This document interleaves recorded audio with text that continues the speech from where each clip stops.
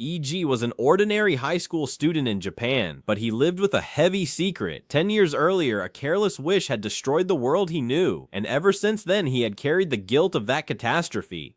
He spent his days alone, trying to forget the past, until the day a mysterious pink-haired girl appeared in his room and turned his life upside down. The girl told him she could grant any power he wanted. E.G., stunned and confused, listened as she explained that she was not an ordinary person. Like a fool who forgot to be cautious around strangers, he began thinking about what to wish for.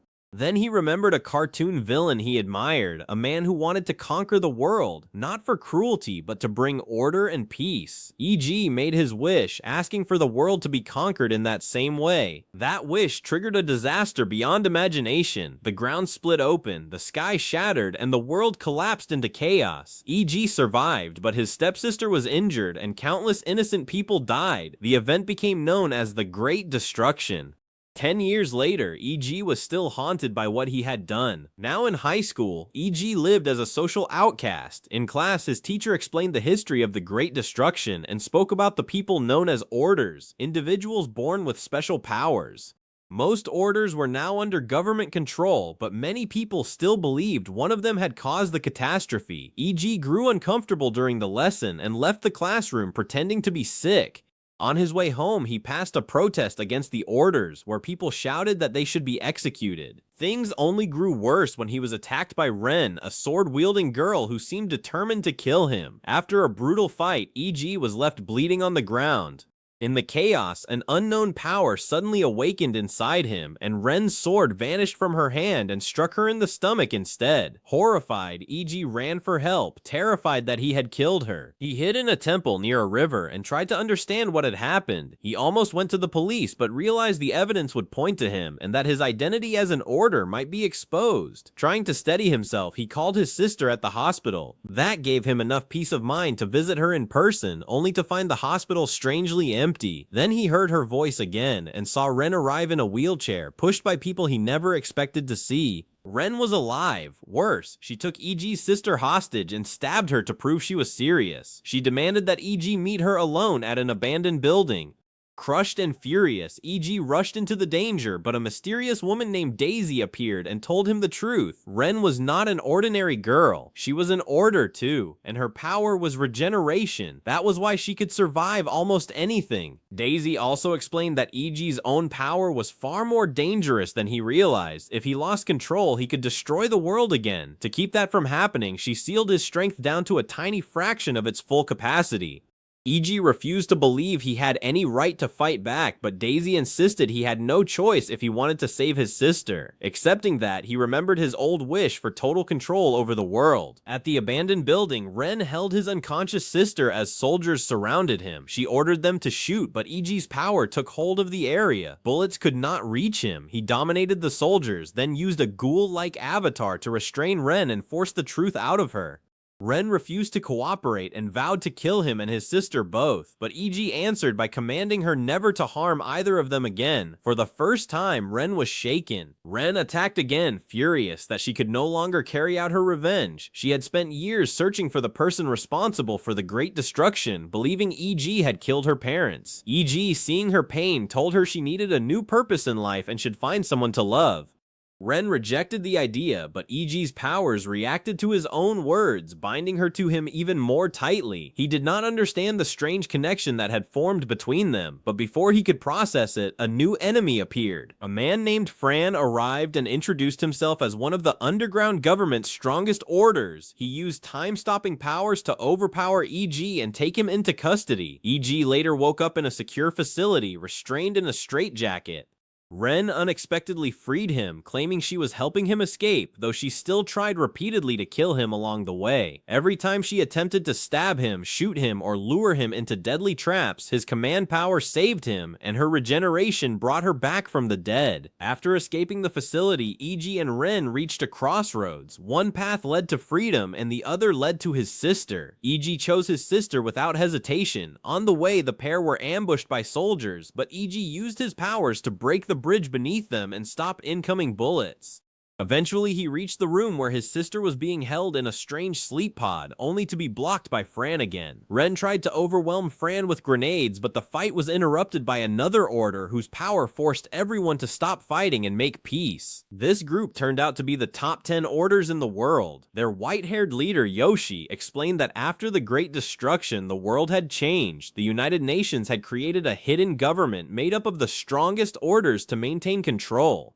Now, with EG's powers, they intended to seize the whole world and build a new era where orders would rule openly. They also told EG that his sister's illness had been slowed by Fran's time stop ability, giving them time to find a cure. EG was not convinced, but the underground government treated him like a king and used his name to declare war on Japan. He became a symbol and a weapon, whether he wanted to or not.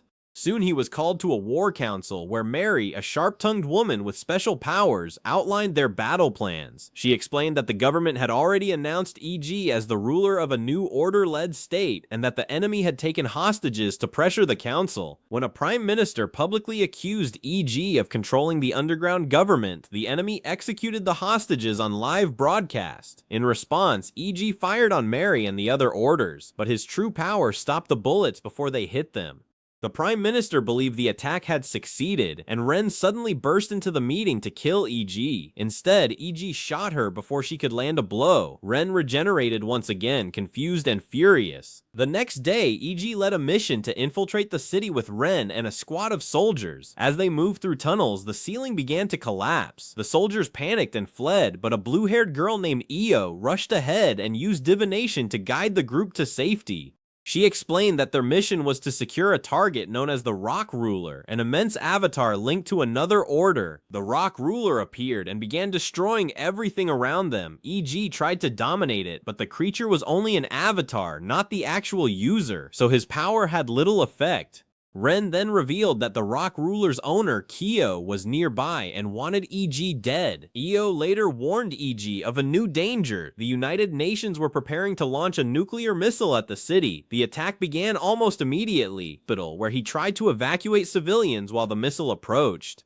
Kyo spread the truth to the local people, telling them EG was the order responsible for the Great Destruction. The crowd turned on him and attacked him in rage. Even a nurse stabbed him in the back, blaming him for the death of her child. Still, EG refused to give up. He used his powers to dominate everyone in the area and ordered them to survive the blast. With Kyo forced into the fight, EG used the Rock Ruler's body as a shield and even reversed gravity to slow the missile. The situation became hopeless until Ben, a samurai-like order, appeared and destroyed the missile at an atomic level. A second missile was then launched, but with help from Ren and a healing order, the city survived. Days later, EG learned that his sister had woken up. He rushed to her room and discovered that she did not remember the attack. She did, however, learn that she only had 6 months left to live. The truth devastated her. EG promised never to lie to her again. Later, Yoshi held Sina hostage to force EG to keep working for the underground government. In response, EG used his powers to conquer the Yakuza-controlled territory of Hiroshima and bring it under his domain. Afterward, EG and Ren spent some quiet time together in the city. For a brief moment, it looked like they might have found peace, but the calm ended when a strange man broke Ren free of EG's control and returned her hatred for him. Several Yakuza members also reverted to normal and began chasing EG through the park. That was when they met an eye patch-wearing order who had been waiting to face the man he believed destroyed the world. Ren, now free of EG's control, turned against him once again. She wore special headphones that blocked his commands and attacked him with relentless fury, finally cutting off his arm. Before she could finish him, another ally pulled EG to safety. She and the others warned him that the eye patch man was too dangerous. EG fought back, but soon discovered that the eye patch fighter was only a puppet controlled by someone else. Yoshi then arrived and used his strange ability to turn lies into truth. He restored EG's arm, revived the others, and knocked out the enemy. When the dust settled, a larger truth emerged. The man EG believed was his father, Gen, was still alive. EG refused to accept it at first, since he had always believed his father died during the Great Destruction. Yoshi sent EG and Io on a mission to investigate Gen in the countryside. The journey led them through a cave where the ceiling began to collapse. Io used her divination to guide them, but the route was unclear and both of them eventually fell into a dark river below. EG saved Io from drowning, and as they dried their clothes by a fire, Io finally admitted that she had feelings for him and had always hoped he would notice her. EG, still thinking about Ren and his sister, did not know how to respond. At that moment, a demigod named Akame appeared with several avatars around her. EG asked whether she could cure Sina's condition, but she refused unless he and Io could beat her in a ball catching game. EG and Io struggled at first, but by holding hands and working together, they improved their coordination. When they finally succeeded, Akame agreed to help them. Their escape was interrupted by an Australian order who flooded the area with water and tried to drown them. Akame suggested that EG and Io merge their avatars. They did, forming a stronger combined avatar that slowed the attacker's spear and used the surrounding fish to defeat him. The man was captured, and Akame revealed that he was part of a group called SP6. Before anyone could question him further, Daisy appeared again. Daisy later guided EG toward the truth about his family. Yoshi and the others prepared an assault on Gen's base, while EG learned that Gen had taken Sina to a giant golden gate connected to the mental world.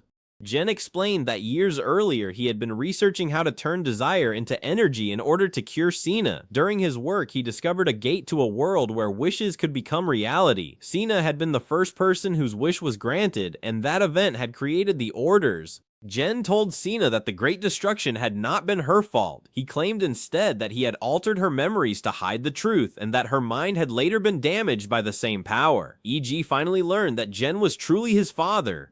More importantly, he learned that Sina had been the one who first opened the gate, and that EG himself had taken on the guilt in order to protect her. He had stolen her memories and altered everyone else's as well. As the hidden memory returned, Sina admitted the truth. When their parents were about to divorce, she had wished for the world to be conquered so her family could stay together forever. Her innocent wish had become an overwhelming power she could not control, and the Great Destruction followed.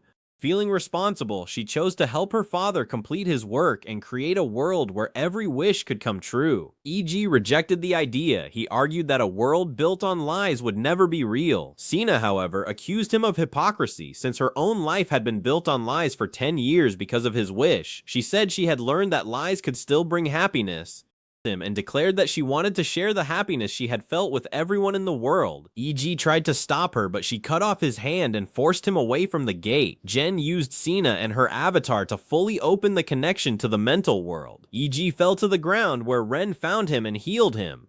Hearing the truth, Ren broke down in tears and apologized for trying to kill him all those times. EG was broken and lost, feeling that he had no reason left to continue. Ren begged him to stand up and help save Sina. She told him that if he truly loved Sina, he could not let her die just because she hated him. Those words finally reached him. EG asked for her help, and the two of them merged their avatars through a shared desire to protect Sina.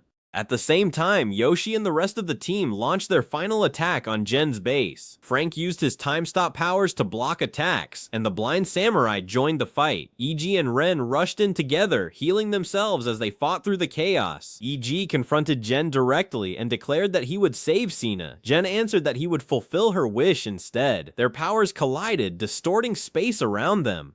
Gen warned EG that Sina did not want to be saved, that she had chosen this path herself, and that even if EG succeeded, the world would hate him. EG refused to back down. He believed saving the real Sina mattered more than any perfect dream world. At last, the battle reached its peak. Yoshi managed to defeat Frank with a carefully timed shot, and Gen sacrificed himself to shield Sina from the final bullet. As he fell, the gate's power surged. A giant hand from the goddess of the mental world reached into reality, threatening to remake the entire world according to Gen's wishes. The orders fought back, but their powers were weak against herself. Seeing that the end was near, EG asked Daisy to release the full extent of his power. She warned him that if he lost control, he could destroy the world again. EG accepted the risk. He wished for a world where Sina could live happily. The wish was granted. Hand, breaking it and forcing the gate closed. The connection between the two worlds collapsed, and the power of the orders vanished. In the aftermath, the truth about the Great Destruction was revealed to everyone. EG had never been the true cause of it. He had only taken the blame to protect his sister. The world now saw him not as a villain, but as the one who had saved it. Peace finally returned. EG was able to live quietly at last, alongside Ren, Io, and Sina, who was no longer suffering from her illness. Thanks for watching. If you made it this far, you're a real one. Hit that like button, drop a comment, and join the squad by subscribing. More epic content is coming your way. Stay sharp, stay ready, and I'll see you in the next video.